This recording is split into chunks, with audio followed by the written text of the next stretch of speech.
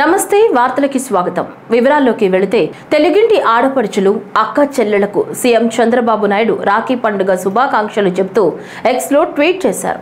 అందరికీ అన్నగా రాష్ట్రంలో ఉన్న ఆడపడుచులందరికీ రక్షణ కల్పించి అందరి జీవితాల్లో వెలుగులు నింపే బాధ్యత తనదని పేర్కొన్నారు. ఆడబిడ్డల బాగు కోసం అహర్నిశలు పనిచేస్తారని హామీ ఇచ్చారు. అల్లూరి సీతారామరాజు జిల్లా పాడేరు మండలం వంజంగిలో సీఎం చంద్రబాబు పర్యటించారు. గ్రామంలోని వనదేవతల ఆలయాన్ని ఆయన దర్శించుకుని పూజలు చేశారు. అక్కడి కాఫీ తోటలను పరిశీలించారు. గిరిజన సంప్రదాయ వేడుకలకు సీఎం హాజరయ్యారు. కాఫీ ప్లాంటేషన్ పెంపకందారులతో ఆయన ముచ్చటించి వారి సమస్యలు అడిగి తెలుసుకున్నారు. లగిసపల్లిలో ముఖ్యమంత్రి చంద్రబాబు పర్యటించారు. పలు అభివృద్ధి కార్యక్రమాలకు శంకుస్థాపన, ప్రారంభోత్సవాలు చేశారు. జిల్లా అభివృద్ధి కార్యక్రమాలపై అధికారులతో మాట్లాడారు. జీసీసీ నూతన ఉత్పత్తులను పరిశీలించి అందుకు సంబంధించిన వెబ్సైట్ ను ప్రారంభించారు. ఇక్కడి ఉత్పత్తుల గురించి చంద్రబాబుకు ఎండీ కల్పన కుమారి వివరించారు. ఏజెన్సీలో డ్రగ్స్, గంజాయి నివారణ చర్యలపై సీఎం ఆరా తీశారు. ఈగల్ బృందం పనితీరును ఆయనకు ఎస్పీ వివరించారు. అనంతరం చేనేత వస్త్రాల కౌంటర్ ను ముఖ్యమంత్రి పరిశీలించారు. నన్నేదో ప్రశ్నిస్తారంట.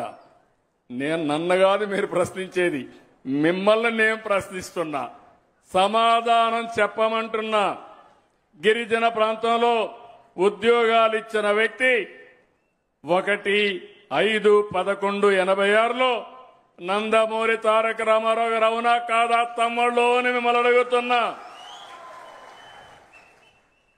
అది కొన్ని సవాళ్లు ఎదుర్కొంటే రాజ్యాంగబద్ధంగా ఇవ్వొచ్చని మళ్లీ నేను ముఖ్యమంత్రి అయిన వెంటనే దానికి మళ్లీ నేనే ఒక జీవో ఇచ్చాను. జీవో నెంబర్ 3 10/1/2000లో నేనే జీవోని ఇచ్చా. ఆ జీవోని పోగొట్టింది వీళ్లు 22 ఏప్రిల్ 2020. ఇప్పుడు మళ్లీ 5 ఏళ్లు పట్టించుకోవాలా. 2020 అంటే ఎలక్షన్ జరిగింది 2024. అవునా కాదా? ఎవరి తప్పని నేను అడుగుతున్నా. ఎవరి తప్పు? వైసీపీ తప్పు. చేతులపై ఎగెత్తండి.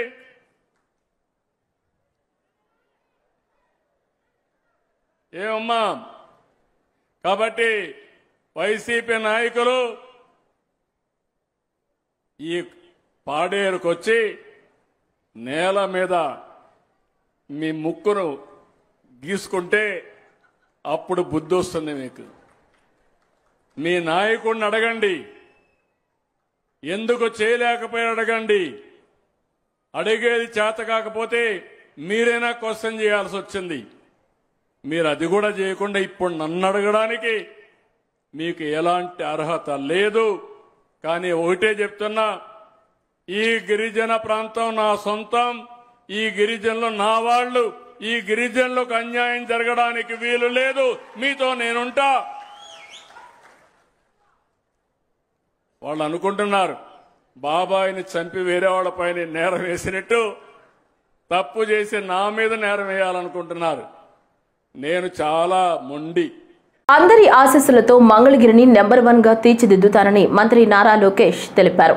సోదరులేని తనకు మంగళగిరి మహిళలే అక్కా చెల్లెళ్లు అని అన్నారు. ఉండవల్లి నివాసంలో మంత్రికి మంగళగిరి మహిళలు పెద్ద ఎత్తున రాఖీలు కట్టారు. ఈ సందర్భంగా లోకేష్ మాట్లాడుతూ రాఖీ కట్టి తనకు అందించిన ఆశీస్సులు కొండంత బలాన్నిచ్చాయన్నారు. మంగళగిరి ఆడబిడ్డలందరికీ నేను ఎల్లప్పుడూ రుణపడి ఉంటానని, మంగళగిరిలో త్వరలోనే మరో విడత ఇళ్ల పట్టాలందించేందుకు ఏర్పాట్లు చేస్తున్నామన్నారు. రాష్ట్ర ఎన్నికల సంఘం కార్యాలయం వద్ద ఉద్రిక్తత చోటు చేసుకుంది. ఎన్నికల కమిషనర్ ను కలిసేందుకు వచ్చిన వైఎస్ఆర్సీపీ నేతలను పోలీసులు అడ్డుకున్నారు. దీంతో ఎన్నికల కార్యాలయం ఎదుట బైఠాయించి వైఎస్ఆర్సీపీ శ్రేణులు నిరసన తెలియజేస్తున్నారు. పులివెందుల జెడ్పీటీసీ ఎన్నికల్లో అరాచకాలను అరికట్టాలంటూ నిరసనలు తెలుపుతున్నారు. తర్వాత వారికి లోపలికి అనుమతి ఇవ్వడంతో పులివెందులలో పరిస్థితులపై కమిషనర్ కు ఫిర్యాదు చేశారు. రాళ్లతో కట్టెలతో దాడి చేశారు. అది జరిగిన 18 గంటలు గడవక ముందే ఒక బీసీ యాదవ్ సామాజిక వర్గానికి చెందిన నన్ను, నాతో పాటు మా వైఎస్ఆర్సీపీ నాయకులు క్యాంపెయినింగ్ పోతే అతి ఘోరంగా బండరాలతో, సుత్తెలతో పెట్రోల్ పోసి నన్ను, ముఖ్యంగా నా కారులో కూర్చున్న మా అందరినీ నన్ను చంపేందుకు ఈ తెలుగుదేశం పార్టీ నాయకులు ప్రయత్నించింది మీరందరూ చూసింది. ఆ దేవుని దయ వల్ల, జగనన్న ఆశీస్సుల వల్లే మేము ఈరోజు బతికి బట్టగట్టినట్టు మాకు నిజంగా అనిపిస్తుంది. అది కాక నిన్న పోలింగ్ కేంద్రాలను ఒక ఊరు నుంచి ఒక ఊరుకు కేవలం ప్రజలను భయభ్రాంతులు చేయాలా? వైఎస్ఆర్ కాంగ్రెస్ పార్టీ నాయకుల్ని, కార్యకర్తల్ని ఏ విధంగా ఇబ్బంది పెడుతున్నారు. అదేవిధంగా ప్రచారం కోసం వెళ్ళిన మా ఎమ్మెల్సీ గారిని, రమేష్ యాదవ్ గారిని, లేకపోతే మిగిలిన నాయకుల్ని దాడి చేసి చంపబోయిన సంఘటనలు కానివ్వండి. అనేక సందర్భాల్లో అక్కడ ఏ విధంగా అయితే ప్రజాస్వామ్యం కూలీ చేస్తున్నారో దాన్ని ఎలక్షన్ కమిషనర్ గారి దగ్గరికి పదే పదే చెప్తున్నా ఈ రోజు గారు పట్టించుకోకుండా, ఒక పక్క మేము చెప్పుతున్నాం, మేము చూస్తామంటున్నారు, కానీ అక్కడ జరిగేవి మాత్రం జరుగుతానే ఉన్నాయి అని చెప్పని మేమందరం గారు దాన్ని చెప్తాం జరుగుతాను. మళ్ళీ ఈ రోజు గారు కలిసాం. ఈరోజు కూటమి ప్రభుత్వం చంద్రబాబు నాయుడు ఆధ్వర్యంలో ఎంతగా దిగజారిపోయిందంటే, ఈరోజు ఓట్లు వేస్తానికి వెళ్తే గారా ఈరోజు పోలింగ్ బూతులు మార్చేంత విధిగా ఈరోజు కూటమి ప్రభుత్వం దిగజారిపోయింది. భారత రాజ్యాంగం, డాక్టర్ బిఆర్ అంబేద్కర్ రాజ్యాంగం నరవట్ల రెడ్ బుక్ రాజ్యాంగంతో ఈరోజు అక్రమ అరెస్టులు కానివ్వండి, దాడులు కానివ్వండి, ఇలాంటి రాజకీయం పులివెందుల్లో జరుగుతున్నాయి. ఈ రాష్ట్రంలో ఎన్నికలు నిర్వహిస్తుంది రాష్ట్ర ప్రభుత్వమా, ఎన్నికల కమిషనా? మేము న్యాయం కోరడానికి వచ్చాం. ఈ రోజున ఇద్దరు మాజీ మంత్రులు, ప్రస్తుత ఎమ్మెల్సీగా ఉన్న ముగ్గురు, మాజీ ఎమ్మెల్యేలు ముగ్గురు ప్రజాస్వామ్యబద్దంగా మేయర్ గారు రిప్రజెంటేషన్ ఇవ్వడానికి వస్తే ఇక్కడ కూడా పోలీసులతో మమ్మల్ని నెట్టించే ప్రయత్నం చేశారు. ఎందుకంత కండ కావురం అని చెప్పి అడుగుతున్నాం. ఈ అధికారం శాశ్వతమా అని అడుగుతున్నాం. ఓ బీసీ ఎమ్మెల్సీని చెయ్యిరగొట్టి కారులో పెట్రోల్ పోసి తగలబెట్టేంత కక్ష ఏమిటి చంద్రబాబు నాయుడు అని అడుగుతున్నాం. ఇవాళ ఆంధ్రప్రదేశ్ రాష్ట్రంలో రాష్ట్ర ఎన్నికల కమిషన్ తీరు చూస్తుంటే ఇవాళ ప్రజాస్వామ్యాన్ని కాపాడాల్సినటువంటి ఎన్నికల కమిషన్, రాష్ట్ర ఎన్నికల కమిషన్ వారి కళ్ల ముందే ప్రజాస్వామ్యం కట్టడి చేయబడుతుంటే, ప్రజాస్వామ్యం కాళ్లు చేతులు కట్టబడుతుంటే, ప్రజాస్వామ్యం తల నరకబడుతుంటే ఇవాళ చేష్టలడిగి ఎన్నికల కమిషన్ చూసే పరిస్థితి, కళ్లు మూసుకుని నిద్ర నటించే పరిస్థితి. నిజంగా వెనకటికి సామెత ఉంది, నిద్రపోయేవాడినైతే లేపచ్చు. ఈ రాష్ట్రంలో ఒక రాజకీయ పార్టీగా ఇవాళ జరుగుతున్నటువంటి ఎన్నికల తంతుని వారి కళ్ళకి కట్టినట్టు చూపిద్దామని చెప్పని ఇక్కడికి వస్తే, నిజంగా ఎన్నికల కమిషనర్ గా కుర్చీలో కూర్చున్నటువంటి మహాత్మురాలు ఆవిడ నిజంగా నిద్రపోతుంటే వైఎస్ఆర్ కాంగ్రెస్ పార్టీ ఏమన్నా అరిచో తట్టో లేపగలదు, కానీ నిద్ర నటిస్తుంటే చేయగలిగేదే పరిస్థితి ఉంటుంది. కడప జిల్లాలో పులివెందుల ఒక జడ్పీటీసీ బై ఎలక్షన్లో శాసనమండలి సభ్యులకు మరి వాళ్ళు ఏ విధంగా దౌర్జన్యం చేసి ప్రజాస్వామ్యాన్ని పూని చేశారో మీ అందరికీ తెలుసు. ఇప్పుడు కూడా కేంద్ర ఎన్నికల సంఘం విఫలమైంది ఆల్రెడీ. ఈరోజు రాష్ట్ర ఎన్నికల సంఘం కూడా మరి వాళ్ళు పోలింగ్ బూతులు చాలా దూరంగా పెట్టి ప్రజలు అక్కడికి వెళ్లి ఓట్లు వేయడానికి మరి బైకంపతులుగా గుర్తు చేసే విధంగా మరి ఎన్నికల కమిషన్ కూడా వ్యవహరిస్తుంది. ఈరోజు మరి పెద్దలందరం కూడా ఈ రోజు వచ్చి మరి ఎన్నికల కమిషన్ వారికి ఒక విన్నపం ఇవ్వడం జరిగింది. మరి పెద్దలందరూ చెప్పారు. అలాగే ఈ పోలింగ్ బూతులు ఏవైతే దూరంగా ఉన్నాయో అవి శాసనసభ ఎన్నికల్లో ఎట్లాగైతే పోలింగ్ బూతులు తిరిగి పెట్టారో అదేవిధంగా పోలింగ్ బూతులు పెట్టాలని, అలాగే మరి ఈ గూండాయిజం కూడా అరికట్టాలని దయచేసి పోలీసులు కూడా చాలా దౌర్జన్యాలు చేస్తున్నారు. ఈరోజు పులివెందుల జెడ్పీటీసీ ఎలక్షన్ల గురించి ఎలక్షన్ కమిషన్ కి మళ్లీ ఇంకొకసారి వచ్చి మళ్లీ మా అభ్యర్థులు చెప్పడం అనేది జరిగింది. ఈరోజు రాష్ట్ర వ్యాప్తంగా పోలీస్ వ్యవస్థ గాని రెవెన్యూ వ్యవస్థ గాని పూర్తిగా నిర్వీర్యమైంది. ఈరోజు చూస్తే ఎలక్షన్ కమిషన్ కూడా ఇందాక మా పెద్దలు చెప్పినట్టు పూర్తిగా నిద్ర అవస్థలో ఉంది. ఎందుకంటే వచ్చిన ప్రతిసారి మా గోడంతా విన్నపిస్తున్నాం వాళ్ళకి, ఎక్కడెక్కడ ఏం జరుగుతుందో పిన్ టు పిన్ చెప్తున్నాం. ఎంత చెప్తున్నా గానీ అక్కడ లోకల్ ఉన్న ఎస్పీకి చెప్తున్నాము, లేకపోతే కలెక్టర్గా చెప్తున్నాము అంటున్నారే గాని మేము ఈ చర్యలు చేపట్టాము, ఈ చర్యల వల్ల అక్కడ మీకు ఎలాంటి ఇబ్బంది లేకుండా ఉంటదని ఒక్కసారి కూడా మాకు భరోసా ఇచ్చిన పరిస్థితి ఈరోజు ఎలక్షన్ కమిషన్కి లేదు. టీడీపీ నేతలు పులివెందులలో ఓటర్లను ప్రలోభ పెడుతున్నారని ఆరోపించారు మాజీ ఎమ్మెల్యే రాచమల్లు శివప్రసాద్ రెడ్డి. పులివెందుల జడ్పీటీసీ ఉప ఎన్నికల్లో గెలిచిన టీడీపీ అనేక కుట్రలు చేస్తోందన్నారు. పోలీసులు టీడీపీ అరాచకాలకు వంతపాడుతున్నారు అంటూ విమర్శలు గుప్పించారు. మాజీ ఎమ్మెల్యే రాచమల్లు శివప్రసాద్ రెడ్డి తాజాగా మీడియాతో మాట్లాడుతూ పులివెందుల జడ్పీటీసీ ఉప ఎన్నికల్లో గెలిచేందుకు టీడీపీ అనేక కుట్రలు చేస్తోందన్నారు. అధికారం అండతో టీడీపీ అధికారులను విచ్చలవిడిగా వాడుకుంటుందని, పులివెందులలో జరుగుతున్న వాస్తవ పరిస్థితులు ప్రజలకు తెలుసన్నారు. రక్తపాతం జరుగుతూ ఉంది, తప్పుడు కేసులు నమోదవుతూ ఉన్నాయి, పోలీసులతో నాయకులకు కార్యకర్తలకు బెదిరింపులు ఉన్నాయి, చివరిగా రిగ్గింగులు ఉండబోతాయి. ప్రజలు వేయాల్సిన ఓట్లు ప్రజలు వేయకుండా పోలీసులు, తెలుగుదేశం పార్టీ నాయకులు, కార్యకర్తలు కలిసి వేసుకుండే ప్రయత్నపు ఆలోచన ఉంటుంది. మీ ఊళ్ళో ఎక్కడైతే చూసిండారు ఇటువంటి ఎన్నికల ప్రచారాన్ని? గడిచిన వారం రోజులు మీరు గమనించండి. తెలుగుదేశం పార్టీకి సంబంధించినటువంటి వ్యక్తులు మా వాళ్ళ మీద, వైఎస్ఆర్ కాంగ్రెస్ పార్టీ నాయకుల మీద, కార్యకర్తల మీద దాడులు చేసిరి, తలకాయలు బగలగొట్టిరి, జీబులు బగలగొట్టిరి. ఇవి చాలమని చెప్పి మేము కంప్లైంట్ ఇస్తే బాధితులము, మా కంప్లైంట్లు కళ్ళనీళ్లు తుడిచేదానికోసం పేపర్ మీద మాత్రమే సెక్షన్లు నమోదై ఉన్నాయి. కానీ దాడి చేసిన వ్యక్తులు కొత్త పెళ్లి కొడుకుల మాదిరి ఊర్లోనే తిరుగుతూ ఉన్నారు.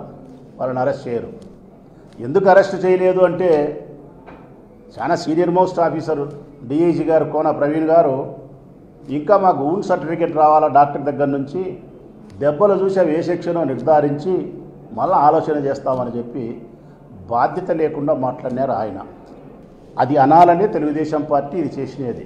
నల్గొండ వారిపల్లి నేను ముందే చెప్పినా కదా, మీరు క్వశ్చన్ అడగదిరిగా చెప్పిన 650లో 500 ఓట్లు మాకు వస్తాయని. అది రాకుండా ఉండాలంటే కన్నా వాళ్ళు బాయ్కాట్ అన్న చేయాలా, ఓట్లకు రాకుండా తగ్గిపోవాలా, మొదలే బెదిరింపు చేసుకోవాలా. అంటే ఏ ప్రయత్నం అయితే వాళ్ళు ఏ ఉద్దేశంతో చేసినారో తెలుగుదేశం పార్టీ, ఆ ఉద్దేశం వాళ్ళకు ఫలించినట్టే వాళ్ళు బాయ్కాట్ చేస్తారు. యానాం రాజకీయాల్లో కొత్త అధ్యాయం మొదలైంది. ప్రముఖ వ్యాపారవేత్త తోట రాజు రాజకీయాల్లోకి అడుగు పెట్టారు. నా తొలి అడుగు మీతోనే అంటూ రాజకీయ అరంగేట్రం చేస్తున్నట్లు ఆయన ఈరోజు ప్రకటించారు. గాజుల గార్డెన్స్ లో జరిగిన ఒక సమావేశంలో ఆయన తన నిర్ణయాన్ని వెల్లడించారు. ఈ సమావేశానికి యానాం యువకులు, విద్యావేత్తలు, ప్రముఖులు, మహిళలు, తోటరాజు అభిమానులు భారీ సంఖ్యలో హాజరయ్యారు. ఈ సందర్భంగా తోటరాజు మాట్లాడుతూ తాను ప్రజలకు సేవ చేయాలనే ఆకాంక్షతోనే రాజకీయాల్లోకి వస్తున్నానని తెలిపారు. యానాం అభివృద్ధికి తన వంతు కృషి చేస్తానని, ఇక్కడి ప్రజల సమస్యలను పరిష్కరించడమే తన ప్రధాన లక్ష్యమని పేర్కొన్నారు. తోటరాజు రాజకీయ ప్రవేశం యానాం రాజకీయాల్లో చర్చనీయాంశంగా మారింది. ఆయన భవిష్యత్ ప్రణాళికలు, యానాం కోసం ఆయన ఎలాంటి కార్యక్రమాలు చేపడతారోనని అందరూ ఆసక్తిగా ఎదురు చూస్తున్నారు. ఈరోజు ఈ సమావేశానికి వచ్చినటువంటి పాత్రికేయులందరికీ పేరు పేరున హృదయపూర్వక నమస్కారాలు తెలియజేసుకుంటూ ఉన్నాను. ప్రజా జీవితంలోకి రావాలని ప్రజలందరూ ఆహ్వానం మేరకు నేను ఈరోజు నా తొలి అడుగు మీతో నేనని కార్యకర్తల మీటింగ్ ఏర్పాటు చేసిన ఈ కార్యకర్తల మీటింగ్ ఇంత ఆదరణతో నన్ను అందరూ ఆదరిస్తూ ఉన్న విషయం మీకు అర్థమైంది. యానాంలో అభివృద్ధి చేయడానికి ఇదొక మంచి మార్గంగా నేను అనుకుంటూ ఉన్నాను. ప్రజా జీవితంలో యానంలో ఉన్నటువంటి సమస్యలపైన కానీ ప్రతి ఒక్క సమస్యను కూడా నేను ప్రజా జీవితంలో అడుగుపెట్టి ఆ సమస్యలపై పోరాడతాను. వారి సమస్యలు తీర్చడం కొరకై ఈ రాజకీయ జీవితంలోకి అడుగుపెట్టానని మీ అందరికీ తెలియజేసుకుంటున్నాను.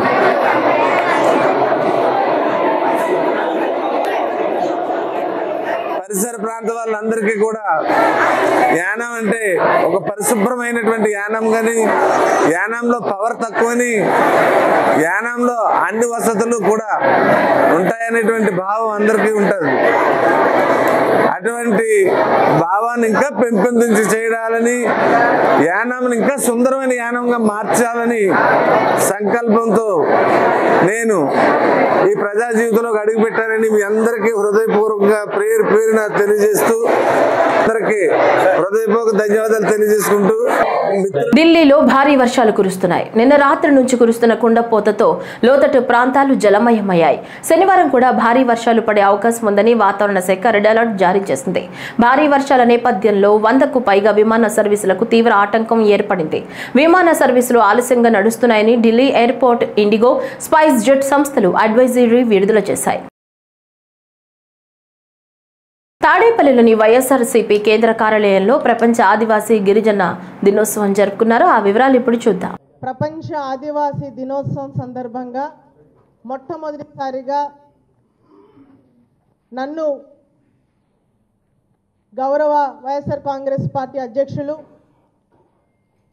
శ్రీ వైఎస్ జగన్మోహన్ రెడ్డి గారు స్టేట్ ఎస్టీ సెల్ అధ్యక్షులుగా నాకు అవకాశం ఇచ్చిన తర్వాత గిరిజనుల యొక్క హక్కుల పరిరక్షణలో భాగంగా 1994లో ఐక్యరాజ్య సమితి ఏదైతే ఆగస్టు 9వ తారీఖున ప్రపంచవ్యాప్తంగా కూడా ఆదివాసీ దినోత్సవంగా ప్రకటించడం మనందరికీ కూడా తెలిసిందే.